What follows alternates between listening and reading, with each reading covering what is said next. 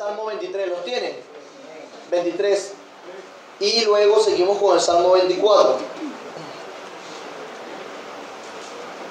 Salmo 23 dice así: Jehová es mi pastor, nada me faltará. En lugares de delicados pastos me hará descansar. Junto a aguas de reposo me pastoreará. Confortará mi alma. Me guiará por sendas de justicia por amor de su nombre. Aunque ande en valle de sombra de muerte, no temeré mal alguno, porque tú estarás conmigo. Tu vara y tu cayado me infundirán aliento. Aderezas mesas delante de mí en presencia de mis angustiadores. Unges mi cabeza con aceite, mi copa está rebosando. Ciertamente el bien y la misericordia me seguirán todos los días de mi vida, y en la casa de Jehová moraré por largos días. Salmo 24. De Jehová es la tierra y su plenitud, el mundo y los que en él habitan, porque él la fundó sobre los mares y la firmó sobre los ríos. ¿Quién subirá al monte de Jehová? ¿Y quién estará en su lugar santo? El limpio de manos y puro de corazón, el que no ha elevado su alma a cosas vanas, ni jurado con engaño.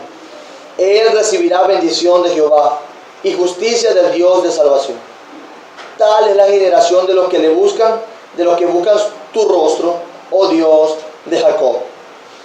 Alzad puertas vuestras cabezas y alzad vosotros puertas eternas, y entrará el Rey de gloria. ¿Quién es el Rey de gloria? Jehová el fuerte y valiente, Jehová el poderoso en batalla. Alzad puertas vuestras cabezas y alzad vosotras puertas eternas, la entrada al Rey, y entrará el Rey de gloria. ¿Quién es ese Rey de gloria? Jehová de los ejércitos, Él es el Rey de gloria. Pueden tomar asiento mis hermanos para luego orar.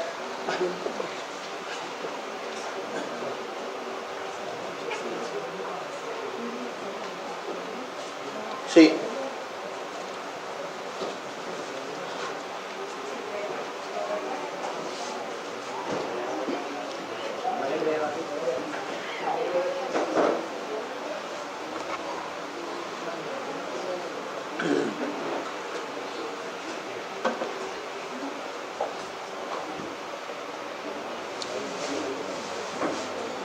Oramos.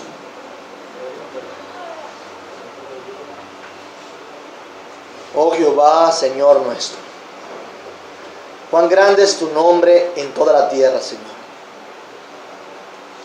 Los cielos cuentan tu gloria, Señor. El firmamento anuncia las obras de tus manos. Aún sin palabra, la creación, aquello que hiciste, comunica tu grandeza. Comunica que tú eres, que no son independientes y que no fueron hechas por sí mismas. Toda la creación apunta a ti, como el dador de la vida y el creador de todo. Queremos nosotros hoy, como tus criaturas, pero también en el nombre de Jesús, como tus hijos, como tu pueblo, Señor, agradecerte y de rendir culto a ti y alabarte. Sabiendo, Señor, que nos ha libertado de nuestros enemigos. No hablo solamente de aquellos enemigos terrenales, sino de aquellos enemigos espirituales que nos asediaban y nos tenían esclavizados, Señor. Gracias por liberarnos del pecado. Gracias por liberarnos, Señor, de la esclavitud a Satanás y de este mundo, Señor. Por ti nosotros podemos hoy desistir de nuestras maldades para escogerte a ti, Señor, para hacer tu voluntad. Y queremos alabarte, rendir culto a ti, porque cada día, Señor, que pasa, cada vez que nos enfrentamos, nos relacionamos y nos vemos expuestos a nuestros propios corazones y a este sistema corrompido, Señor, a las artimañas de Satanás, nos damos cuenta lo valioso, lo inmenso, lo glorioso de la salvación en Cristo, de su libertad, de lo que Él trajo a nosotros. Gracias, Cristo, gracias, Dios. Gracias, Espíritu Santo, por hacernos ver estas verdades, convencernos y ahora por medio de la fe nosotros abrazarla. Gracias, Señor, gracias. pero también eres nuestro pastor. Y por eso entendemos que tú cumplirás tus promesas. Nada nos faltará. Señor, por causa de tus promesas podemos entender que podemos ser apacentados tranquilamente, Señor. Encontrar sosiego, paz y disfrute delante de tu presencia. Sabiendo sobre todas las cosas que no lo harás, Señor, por un amor desproporcionado por nosotros, sino primeramente por amor a tu nombre, Señor. Por amor a tu nombre podemos confiar que tú estarás con nosotros y que nosotros estaremos bien. Porque tú eres nuestro Dios, sea cual sea nuestra situación. Gracias porque en medio de cualquier situación difícil y desamparo, tú estás con nosotros. Gracias porque aunque los enemigos nos asedien, tú estás con nosotros, Señor.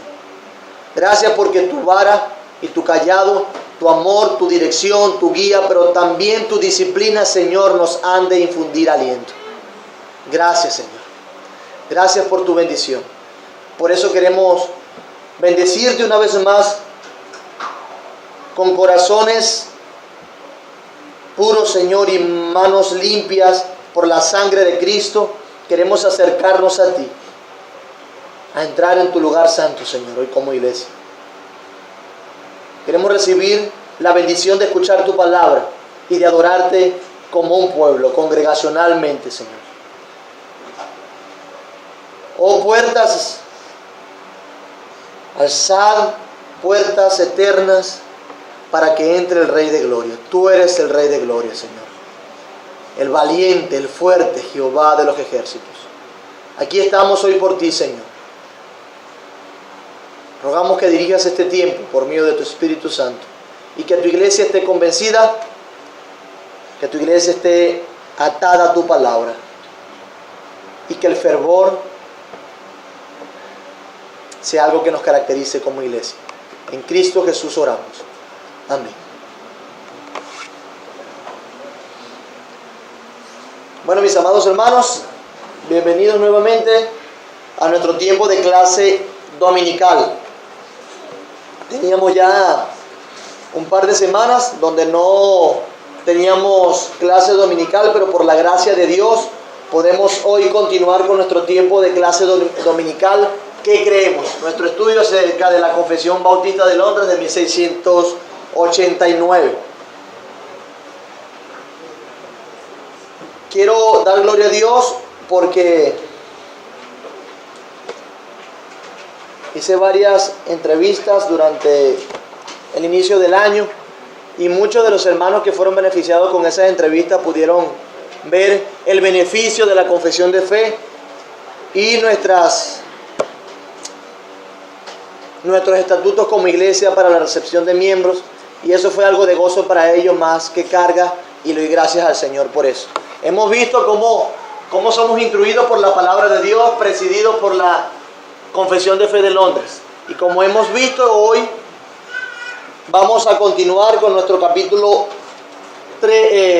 8 de la Confesión de Londres de 1689, documento histórico que sistematiza y nos presenta ordenadamente una cantidad de temas importantes de la vida, de las Escrituras, y tenemos una postura con respecto a eso. ¿Todos tienen su confesión de fe? Por favor, saque su confesión de fe. Ajá, así es. Ok, vamos a leer el párrafo número 1 y 2 del capítulo 8. Un valiente con el 1, otro valiente con el 2. Luis y la hermana Elizabeth. Ok, en ese orden. Agradó a Dios en su propósito eterno escoger y ordenar al Señor Jesús, su Hijo unigénito, conforme al pacto hecho entre ambos, para que fuera el mediador entre Dios y el hombre, profeta, sacerdote y rey, cabeza y salvador de la iglesia, el heredero de todas las cosas y juez del mundo, a quien dio desde toda la eternidad un pueblo para que fuera su simiente y para que a su tiempo lo redimiera, llamara, justificara, santificara y glorificara.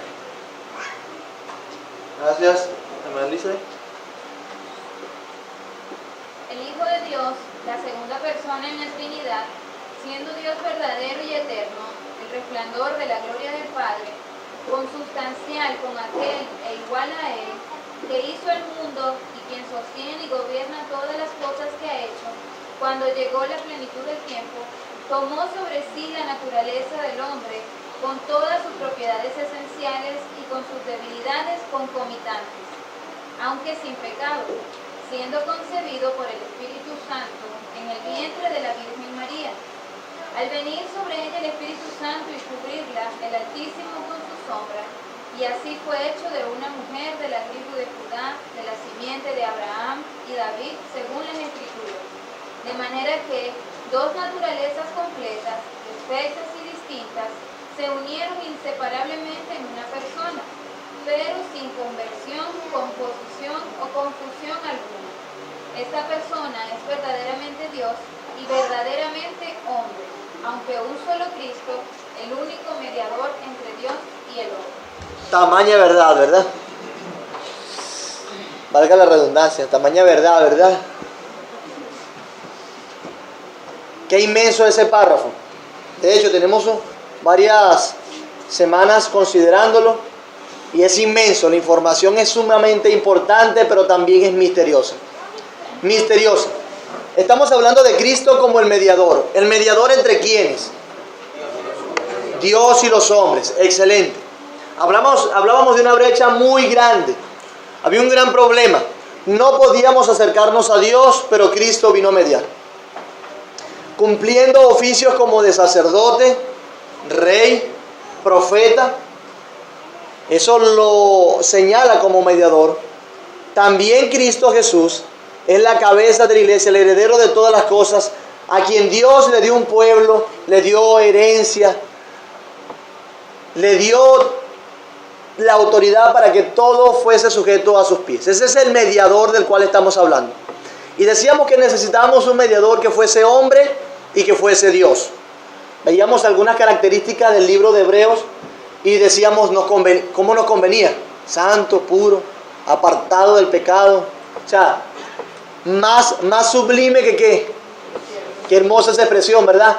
Más sublime que los cielos. Un mediador más sublime que los cielos. Y como ha descrito el párrafo número 2 de este capítulo, podemos ver que por los pasajes que nos demuestra que Cristo Jesús, ese Cristo Jesús a quien Dios escogió y ordenó para que fuese el mediador y a quien envió, la segunda persona de la Trinidad, de la Santa Trinidad, se encarnó. ¿Hace cuánto? ¿Hace cuánto se encarnó? 2000 y algo de años, ¿verdad? Un piquito. Tenemos un piquito porque es la primer cuarto del siglo. Pero hace 2000 y algo de años. Esa segunda persona de la Trinidad se encarna. Tamaño misterio. Para los hablábamos en diciembre en una predicación que habitó entre nosotros ese verbo, esa gloria de Dios.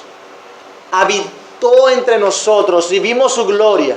Gloria como del unigénito del Padre, lleno de gracia y verdad. Cuán glorioso esa Shekinah, esa manifestación, esa revelación de Dios al pueblo, que el pueblo de Israel disfrutó por mucho tiempo a través de teofanías, una nube, columnas de fuego y otras maneras se reveló, se encarnó en la persona de Jesús. ¿Jesús de dónde? Jesús de Magdaleno, de Nazaret, Palestina en ese tiempo, ¿verdad? Era de Belén, vivió en Nazaret, nació en Belén, vivió en Nazaret, tuvo un tiempo aproximadamente, un par de años en Egipto. Luego empieza su ministerio después de 30 años y va desde Nazaret, Samaria y Jerusalén, abarcando su ministerio y las narraciones que nos dan las Escrituras en ese territorio. Pero ¿qué quiero decir con esto? ¿Por qué lo describimos así? ¿Por qué se bautizó en un tal río Jordán?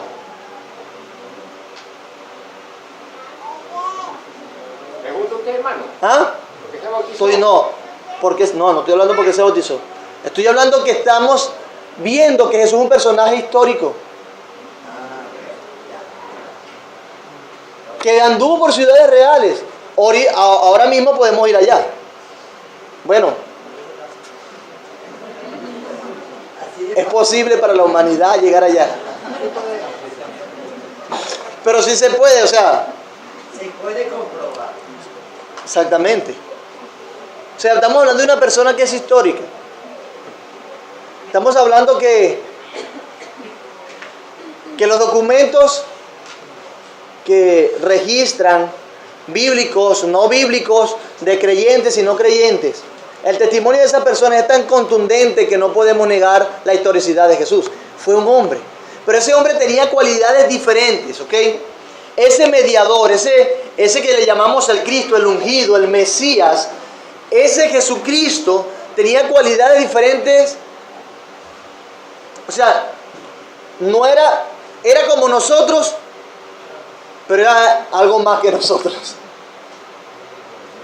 ¿Por qué? Porque era hombre y era Dios. Y era Dios. Entonces, dice la confesión que la segunda persona de la Santa Trinidad, siendo Dios verdadero y eterno, el resplandor de la gloria del Padre, como dice Hebreos, consustancial, de la misma sustancia con aquel, igual a Él, igual a Dios, como nos dice Juan 1:1, que hizo el mundo, es el creador, y quien sostiene y gobierna todas las cosas que ha hecho, es el sustentador de todas las cosas, el gobernador, quien tiene la autoridad. Cuando llegó el tiempo oportuno, ese se encarnó. Tomó sobre sí una naturaleza de hombre, con todas sus propiedades esenciales y con sus debilidades concomitantes. Hermanos, era Dios, poderoso, glorioso, pero ¿sabe qué? También hombre, débil, limitado, con necesidades, que sudaba y se cansaba, que aprendía, que crecía en conocimiento y en estatura y en gracia para con los hombres. Él mismo se dijo de sí que él era un hombre, que era un varón, una persona que dependía, que reaccionaba ante las situaciones difíciles, que lo afectaban las situaciones, se entristecía, sentía compasión, se alegraba, reaccionaba ante las circunstancias. Era un hombre. Era un hombre. Ese Jesucristo, era un hombre también. Pero hay una diferencia, como les dije. Era tan hombre como nosotros, pero sin pecado. Sin pecado, no pecó. Al que no conoció pecado, dice la Biblia. No conoció pecado. Eso lo hablamos también con respecto a que no cometió pecado.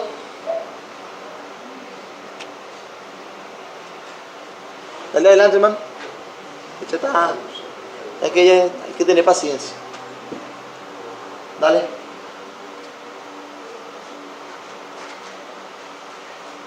Sí, importante, veíamos que era el Hijo de Dios, el unigénito, engendrado, el primogénito.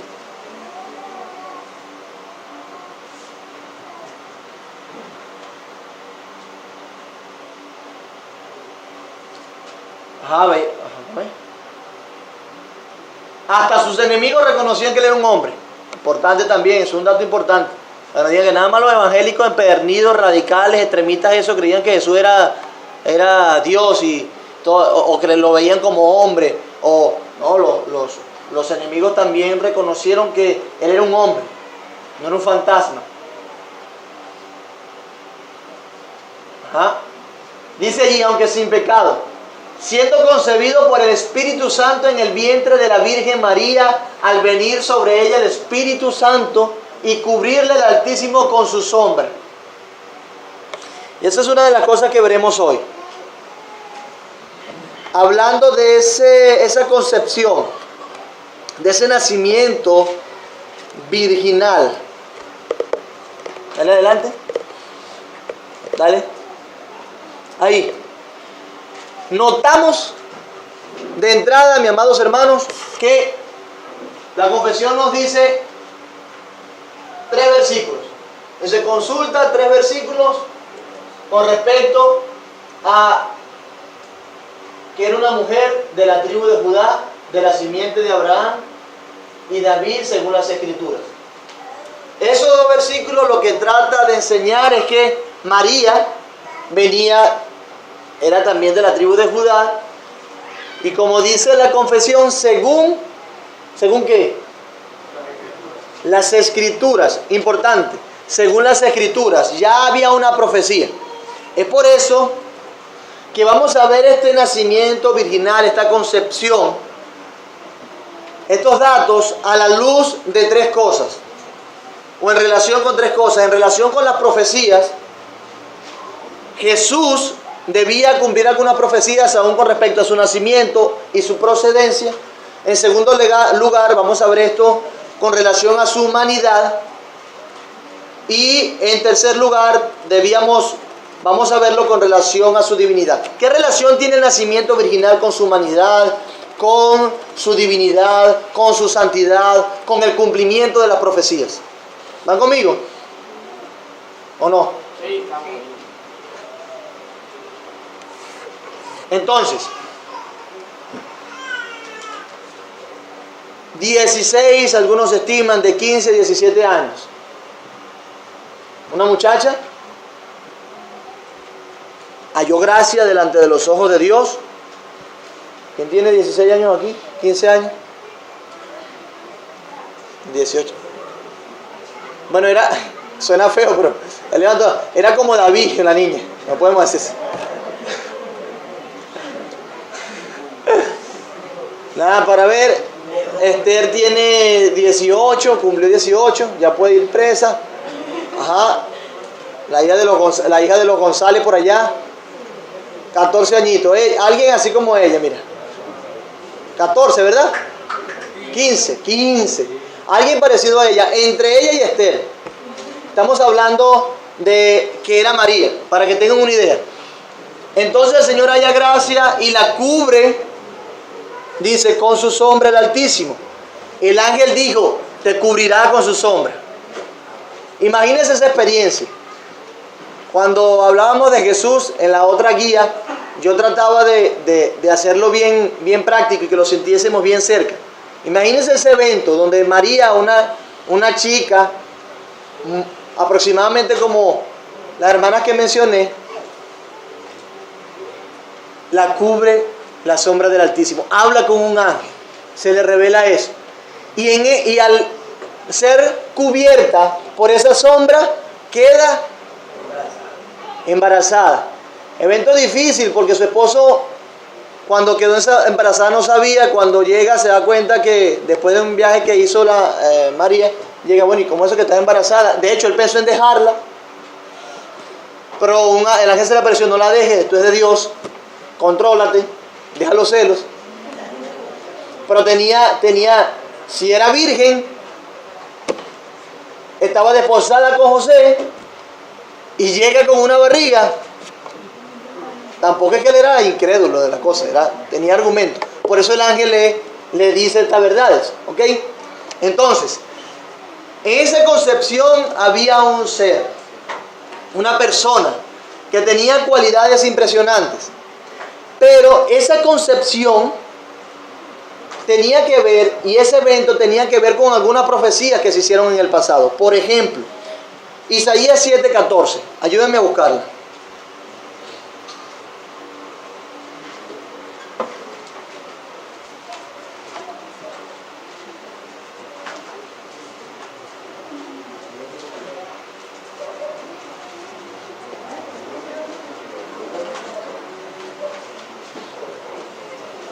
¿Quién lee Isaías 7:14?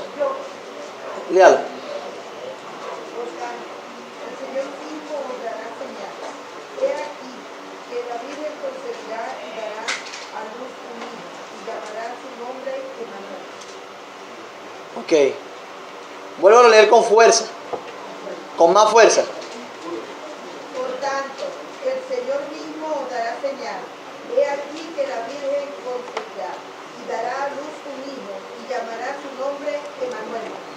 Ok, algunos dirán, pastor, pero no, ¿cómo usted sabe que eso se aplica y eso es una profecía con respecto al Mesías? ¿Cómo usted sabe que eso se aplica para Jesús? ¿Quién me puede responder esa sencilla pregunta? Hay que remitirse a Isaías, ¿no? Ajá, hermana Nancy. Porque Emanuel significa Dios. Excelente, eso es una pista. ¿Qué otra cosa podemos decir? No se puede remitir al profeta Isaías, ¿no? Bueno, Isaías es el que dice eso, precisamente, Isaías 7:14. El detalle es que también mencionando en el tiempo de Cristo, una profecía que tenía por más de 500 años de antigüedad ya. Ok, correcto. Pero ¿qué otra cosa podemos decir por la cual esa profecía se aplica a Cristo? Rafael. La frase que dice una virgen concebirá. Por la frase que dice una virgen concebirá.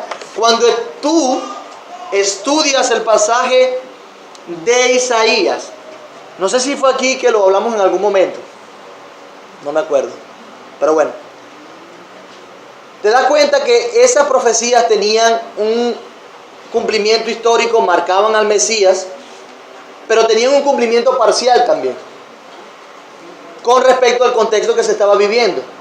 Si eso es así, la pregunta que nos viene a la mente, entonces, ¿qué virgen va a concebir en aquellos tiempos?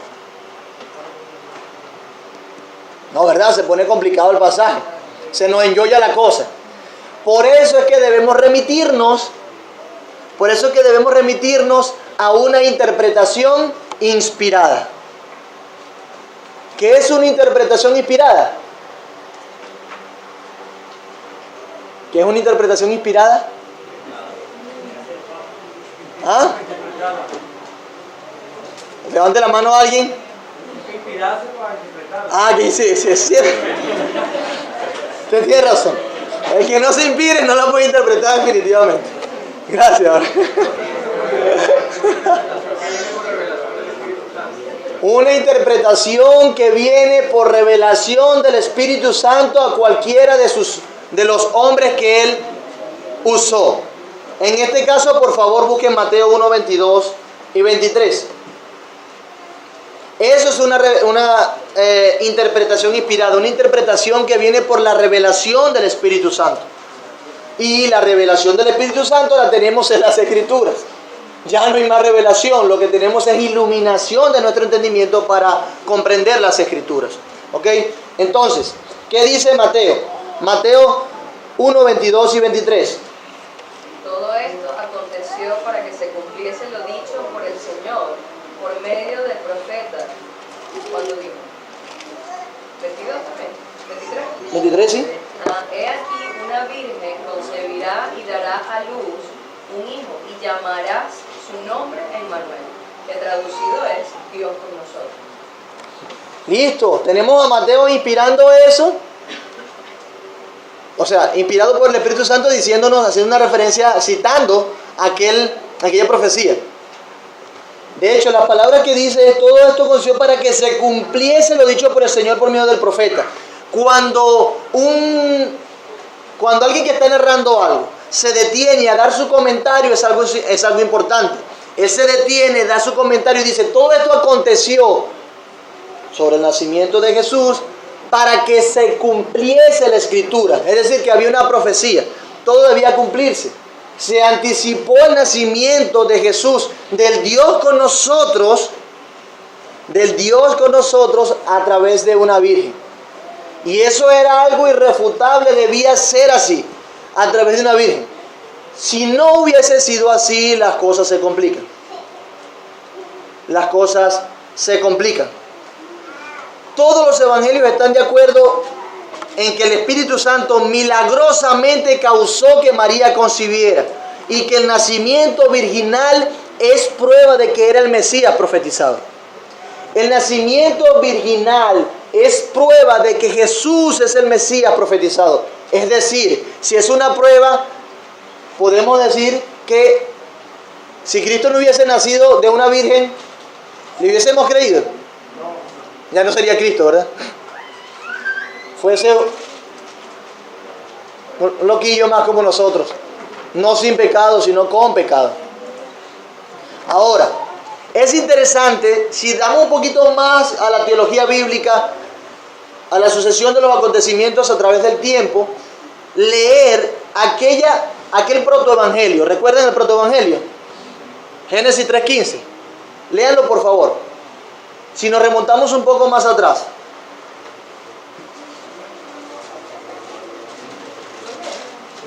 ¿Cómo? Pondré enemistad entre ti y la mujer, y entre tu simiente y la simiente suya. Esta te herirá en la cabeza y tú le herirás en el calcañar. ¿Qué hombre herirá en la cabeza a la serpiente? La información que nos da ese pasaje es la simiente. ¿Pero la simiente de quién? La simiente del hombre. Y bíblicamente, la manera de comunicarse del pueblo de Dios era que los que tenían simiente eran los hombres. Pero en este caso se menciona desde el principio una dama. Es como que si estuviese diciendo, tú tentaste a ella peca por tu causa, ahora una simiente de ella te va a herir a ti y a tu simiente en la cabeza. Te va a vencer, definitivamente. Tú creerás que le venciste porque le mordiste el calcañar, el talón, pero ella te herirá eternamente en la cabeza. Y era la simiente de la mujer. Si nosotros tenemos un básico conocimiento de cómo se hacen los hijos, sabemos que se necesita un hombre y una mujer, pero en este caso no se necesita un hombre, sino solamente la mujer, porque Dios le dio ese milagro a María. De modo que podemos decir que allí sí se cumple que la simiente de la mujer perfectamente. ¿Sí se dan cuenta? Cómo desde el principio ya había un señalamiento a esa simiente de una mujer y no de un hombre que heriría a Satanás en la cabeza. Entonces, desde antes vemos cómo tiene consistencia. Debía ser así para que las escrituras se cumpliesen, para aquella promesa, como le llaman algunos, de Génesis 3:15, se cumpliese perfectamente la simiente de la mujer. Pero sabemos que era Dios quien estaba involucrado, dejando en tiempos de gestación a María. Pero eso nos ayuda a pensar también en que, siendo que nos convenía santo, siendo que nos convenía también hombre, el nacimiento virginal tiene algo que ver definitivamente con eso. Es decir, tiene una relación con su humanidad. Por ejemplo, ¿qué dice Hebreos 2:14 al 17?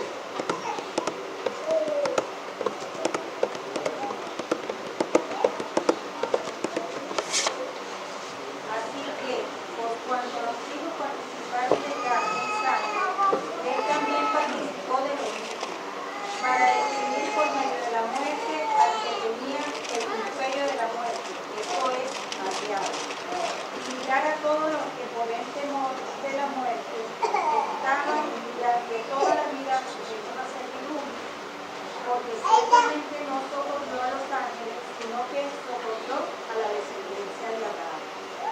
Por lo cual debía ser en todo semejante a sus hermanos, para venir a ser misericordioso y fiel sumo sacerdote, en lo que a Dios se refiere, para expiar los pecados del pueblo. Perfecto. Fíjense que debía ser como iba a socorrer a los hombres, a los humanos, en otras palabras, no a los ángeles. Debía ser semejante en todo a sus hermanos, para poder así venir a ser misericordioso. Ya lo hemos hablado en otro momento, no debo meterme tanto allí, pero debía ser hombre para socorrer, porque venía a salvar a hombres, no a ángeles. De modo que no podía venir una preencarnación o una teofanía. No podía venir como aquella manifestación del ángel de Jehová que hablamos en su momento. Debía ser un hombre. El apóstol Juan, en 1 de Juan 4, 2, 3, nos dice certeramente y como un argumento para diferenciar a los herejes de los no herejes, de los cristianos de los no cristianos, dice esta verdad. 1 de Juan 4, 2 y 3.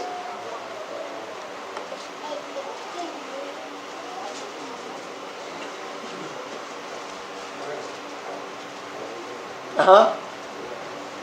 Nadie ha visto jamás a Dios. Si nos amamos unos a otros, Dios permanece en nosotros y su amor. Primera de Juan 4, 2 y 3. 4, 2. 2. En esto conoced el Espíritu de Dios. Todo espíritu que confiesa que Jesucristo ha venido en carne es de Dios. ¿Y el 4? ¿Y el 3? Y todo espíritu que no confiese que Jesucristo ha venido en carne no es de Dios. Y este es el espíritu del anticristo, el cual vosotros habéis oído que viene y que ahora ya está en el mundo. Anticristo y todo, ¿no? Anticristo no es de Dios, es de diablo, dice más adelante. Él va por todo el medio. Porque él entiende, Juan, que necesariamente Cristo tenía que venir en la carne, ser un hombre para lograr la completa expiación de nuestros pecados, para cumplir toda justicia. Carne, ¿ok? Entonces, ¿cómo se logra esto? Bueno, Dios decide en su sabiduría hacer concebir a María. ¿Y qué era María? ¿Un extraterrestre? ¿Un ángel? No, una mujer, era una humana, ¿verdad? De carne y hueso. Y de esa manera Dios le da esa naturaleza humana a la segunda persona de la Trinidad a través de María.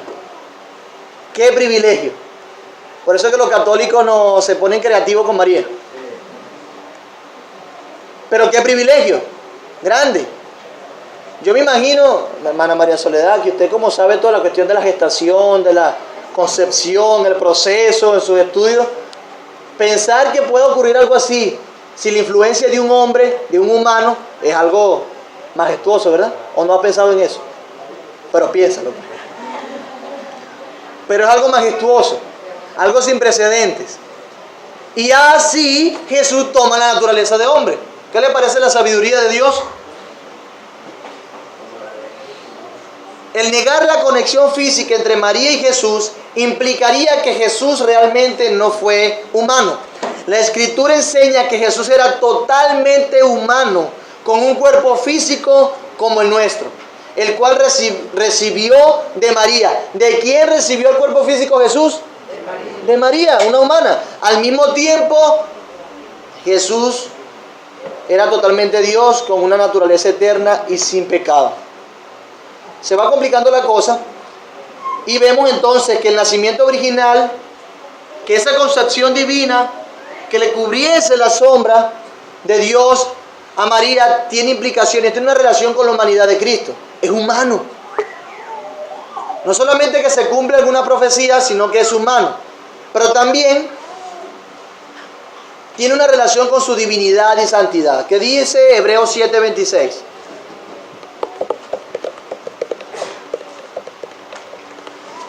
Hebreo 7:26. Porque tal sumo sacerdote nos convenía santo, inocente, sin mancha, apartado de los pecadores y hecho más sublimes que los cielos. Ya lo habíamos leído. Nos convenía santo, sin mancha, hecho más sublime que los cielos. ¿Cómo se logra eso?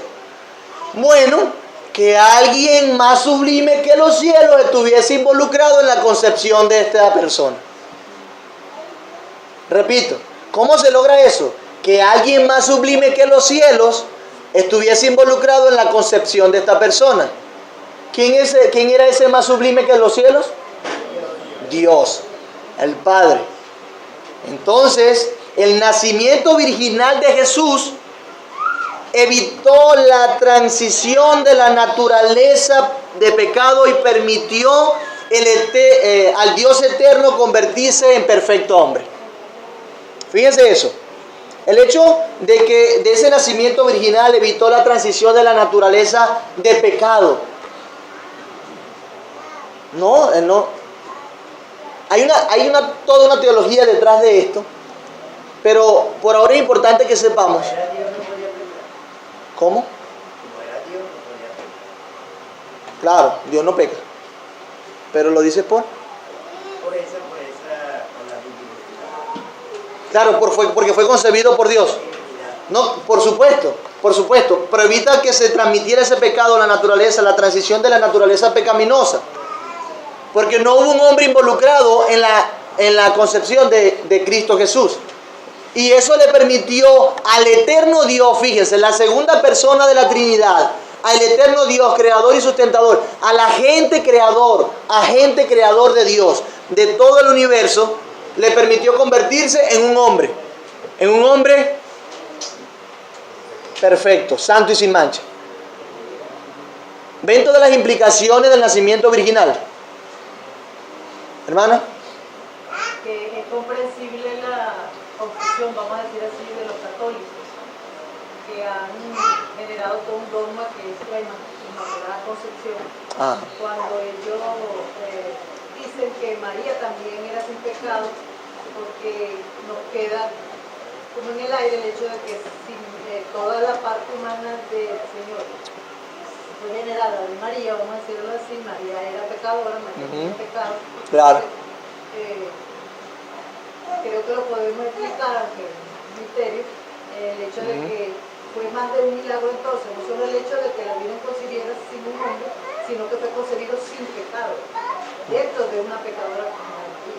Correcto. Allí, porque el Señor no habla de más nadie sin pecado, sino de Jesús. Entonces, María era pecadora y engendró, por Dios, ¿no?, una persona humana completamente sin pecado.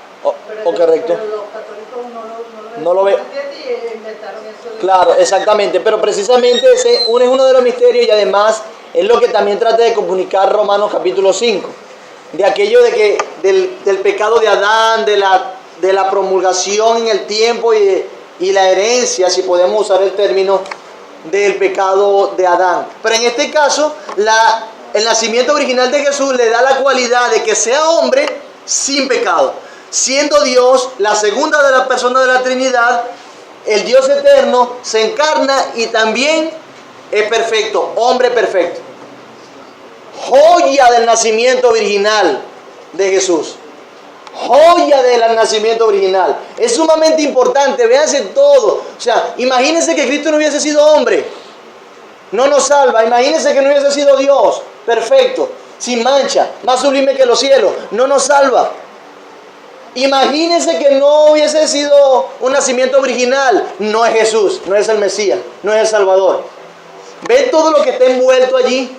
Es por eso que muchos a través del tiempo han atentado contra aún el nacimiento virginal de Jesús.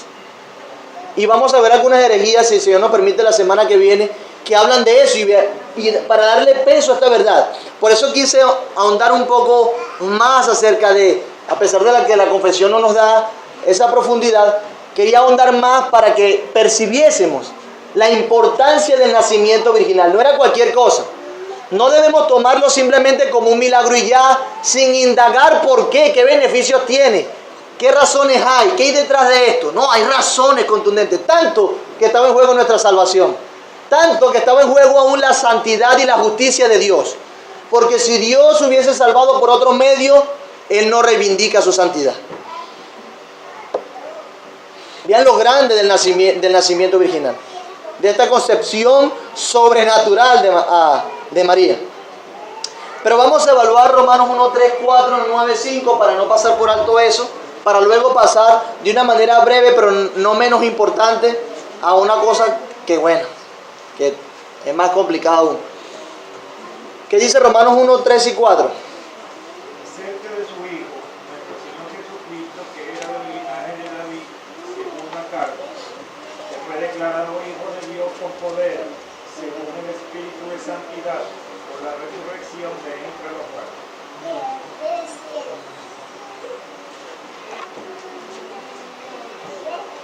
Ok.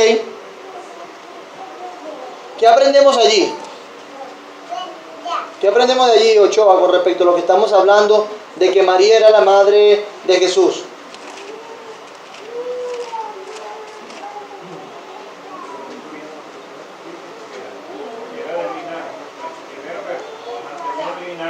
Exactamente. Era ya profetizado. Eso. La antigüedad.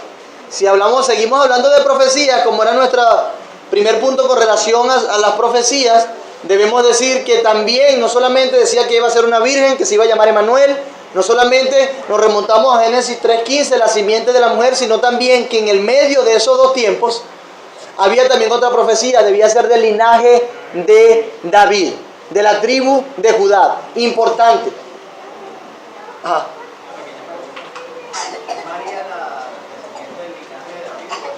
Allá vamos, exactamente. Fíjense que el pasaje dice acerca de su Hijo, nuestro Señor Jesucristo, que era del linaje de David según, y la carne de Cristo la obtuvo ¿de quién? De María. Que fue declarado Hijo de Dios con poder según el Espíritu de Santidad por la resurrección de entre los muertos. María era de la tribu de Judá. Uh-huh.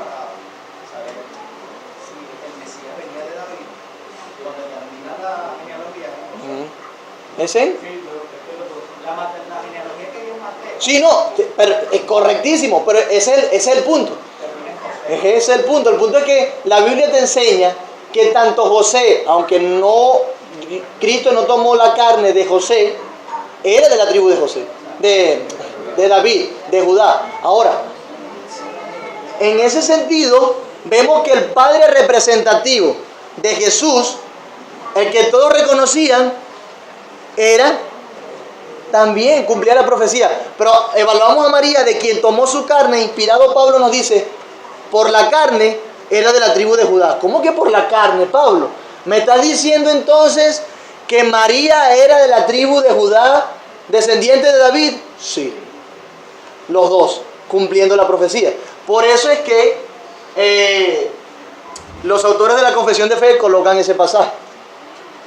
¿Qué dice Romanos 9:5? Son los patriarcas y de los cuales, según la carne, vino Cristo, el cual es Dios sobre todas las cosas, bendito por los siglos. Amén. ¿Qué es lo que se exalta aquí? Hermanos, que era según la carne. Y la carne la tomó de María. Y María entonces, según la carne, si hablamos de María, ¿era de quién? ¿De qué linaje? Bueno, de los patriarcas, de los cuales, de Judá, los patriarcas, y de David después, y de esa era la descendencia de María.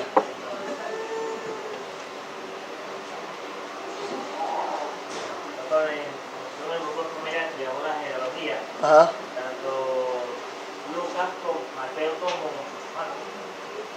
Mateo y Lucas. La diferencia entre la genealogía de María y José. En el caso de María, en el tiempo cuando ella entró en la genealogía de Cristo, en ese tiempo se hizo un empadronamiento, es decir, un censo. Sí, señor. Y el nombre de María no era colocado, sino el padre de María, que en el tiempo se nombraban los padres, las personas eminentes en el núcleo familiar, es decir, las cabezas representativas, por ejemplo, los abuelos, bisabuelos.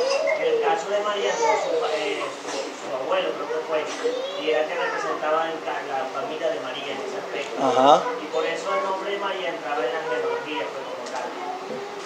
Lucas y Mateo hacen una diferencia en este caso. Pero lo que hizo la diferencia es que hubo un edicto en ese tiempo de Herodes, hicieron un empadronamiento y entraron las mujeres en ese censo. Pero quien se nombró fue el padre de María. Por eso es que tú dices que no aparece como tal en la...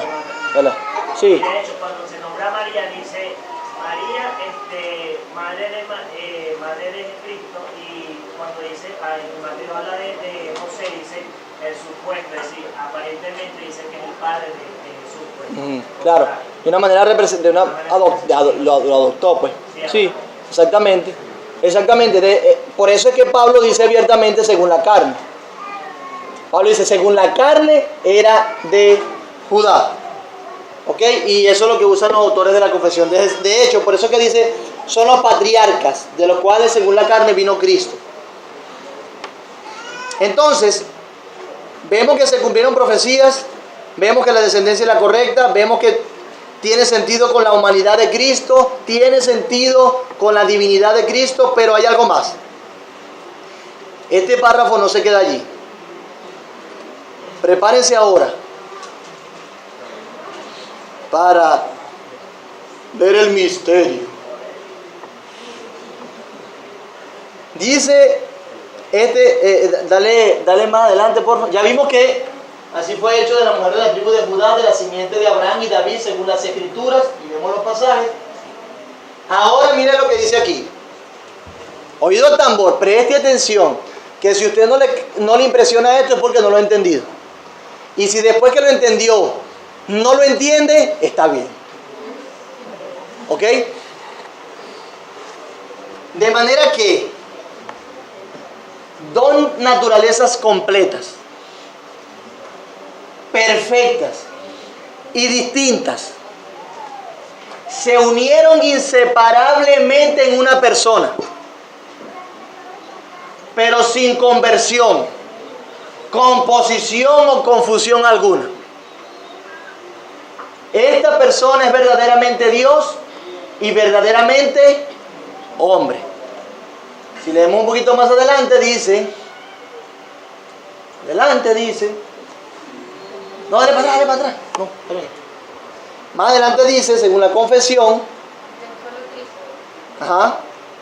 de un solo Cristo, disculpa. El único mediador entre Dios y el hombre. De un solo Cristo, el único mediador entre Dios y los hombres. Ok, fíjense, no nos va a dar tiempo, pero permítanme introducirlo. Esto lo han llamado los teólogos, ¿cómo? La unión hipostática. ¿Ok? Una unión una unión de dos naturalezas en una persona. Para explicar un poco esto, en medicina la hipostasis o la hipostática es la acumulación de líquidos, diferentes líquidos en un solo órgano. Y eso te da una idea, ¿no? También de qué más o menos se refiere el término hipostasis o hipostática. Pero lo que quiere decir básicamente, como lo definí acá, es que el término unión técnica, unión hipostática, se refiere al hecho de que Jesús es una persona con dos naturalezas distintas. Una naturaleza divina y una naturaleza humana. Con cada naturaleza manteniendo sus propios atributos. Manteniendo sus propios atributos. Es decir, que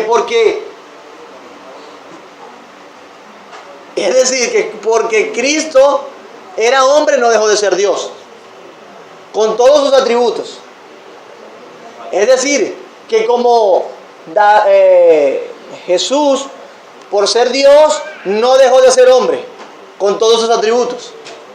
No era Hulk ni el hombre de acero, era un hombre débil.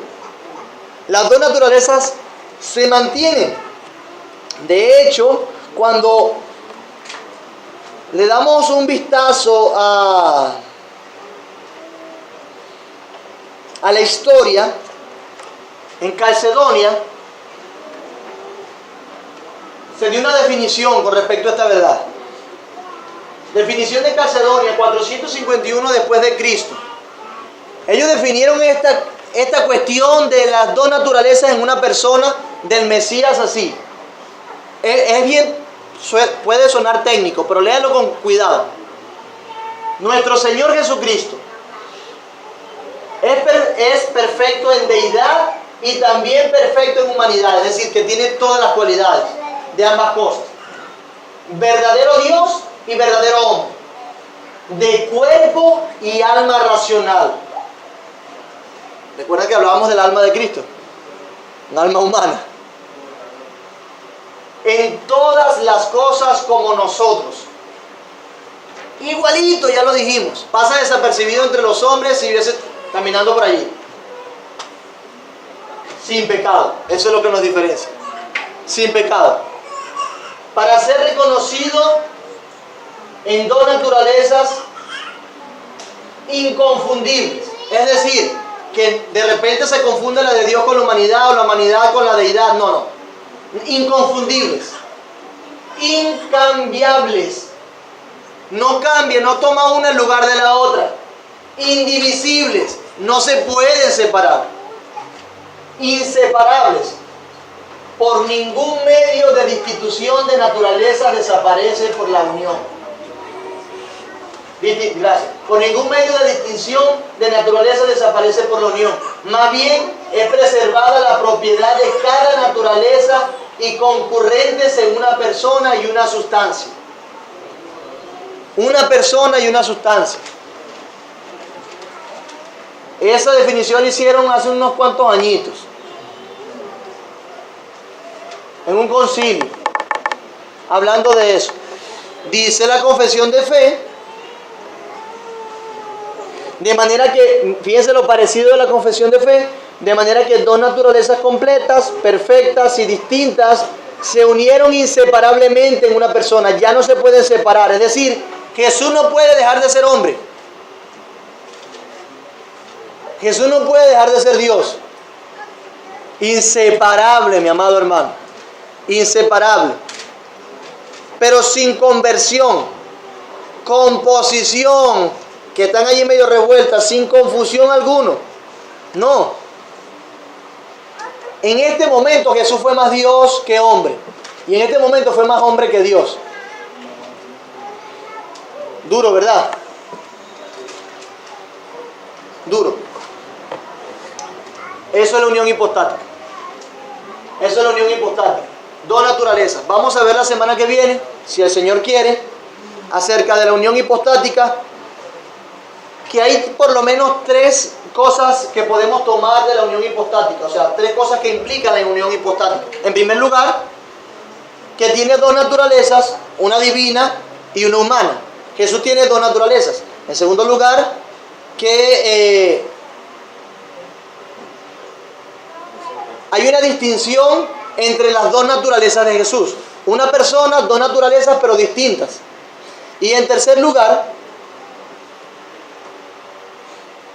es que se afirma que esas dos naturalezas están en un solo ser. Por eso es que dice la confesión de fe en el superíndice 9, un solo Cristo. Un solo Cristo. ¿Ok? Entonces, si desmembramos y si separamos las afirmaciones importantes con respecto a la unión hipostática, dos naturalezas distintas y dos naturalezas en una sola persona. Eso es lo que implica. ¿Ok? Así que hemos visto que nació de una virgen, su relación con las profecías, su relación con su humanidad y su divinidad y santidad. Hemos hablado entonces también brevemente de la unión hipostática, de esas dos naturalezas de Cristo. Leímos brevemente, rápidamente, la definición de Calcedonia y la semana que viene ahondaremos más en eso. Amén. Investigue. Investigue allí. Pregúntese. Haga preguntas que Google le responda. Vamos a orar.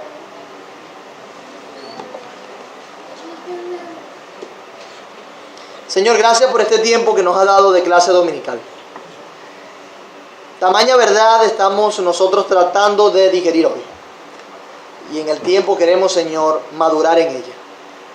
Aunque no entendamos los profundos misterios de la encarnación y de la doble naturaleza de Cristo Jesús el Señor, te ruego, Dios, que nos permitas sacar provecho de ella en lo que tú quieres. Y que nuestra fe, en vez de ir en detrimento o ser socavada, sea fortalecida, afirmada por esta gloriosa verdad de la persona de Cristo, quien alcanzó nuestra salvación. Sin esta verdad no pudiésemos nosotros ser salvos. Gracias, Dios. Gracias por hacer lo increíble, lo misterioso, para traer gloria a tu nombre a través de la salvación de pecadores, Señor. Te alabamos por eso y te bendecimos. En el nombre de Jesús, nuestro Señor.